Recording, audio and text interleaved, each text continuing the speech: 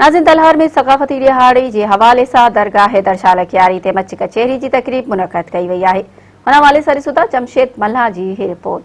गीत नाज़रीन Mehran TV network पारा 6 डिसंबर ते सिंध जा ॿेट ऐं ज़मीन सिंध जी मिल्कियत आहिनि। जे सिर हेठि ऐलान ॾियारे जे हवाले सां अॼु असीं मौजूद आहियूं दरगाह हैदर शाह लखियारी ते, जिते एक मच कचे उन सां गॾु महफ़िल मौसीक़ी भी रखी वई है। अचो तो इन हवाले से दरगाह के गादी नशीन ऐं हिते आयल मेहमाननि सां ॻाल्हाए में असांखे इन बारे में छा था ॿुधाइनि।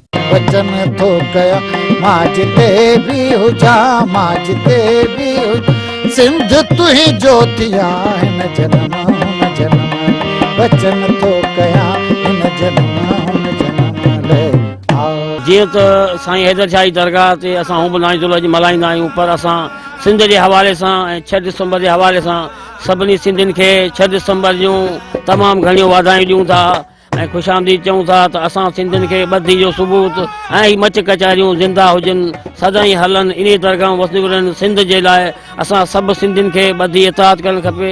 उन लाइ सभिनी सिंधियुनि के आऊं जीए सिंध चवंदा। अॼु असां हिन तरीक़े सां मल्हायूं पिया तलार में जो हिते बुजुर्ग हस्तियूं वेठल आहिनि ऐं हिते जा तमाम सुठा वतन दोस्त माण्हू वेठल आहिनि ऐं फनकार ऐं अदीब दानिश्वर वेठल आहिनि, जिन जी मौजूदगी में असां हिन प्रोग्राम के जो सो मल्हाए रहिया आहियूं ऐं इंशाअल्लाह असां 6 डिसंबर ते मेहरान चैनल सां गॾु भरपूर नमूने सां इन प्रोग्राम जी आजाम करूं था। कई बुजुर्ग हस्तियों ऐं कई अदीब शायर ऐं सुठा सुठा फनकार पंहिंजी ख़ुशीअ सां ये ॾियारो मल्हाइनि पिया ऐं थोरा ताईं असीं मेहरान चैनल जा जे असां सां साकार कयो आहे।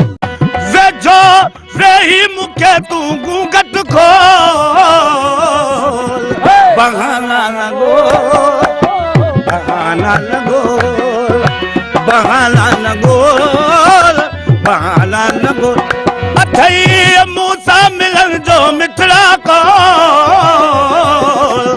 बहाना न गोल, बहाना न गोल।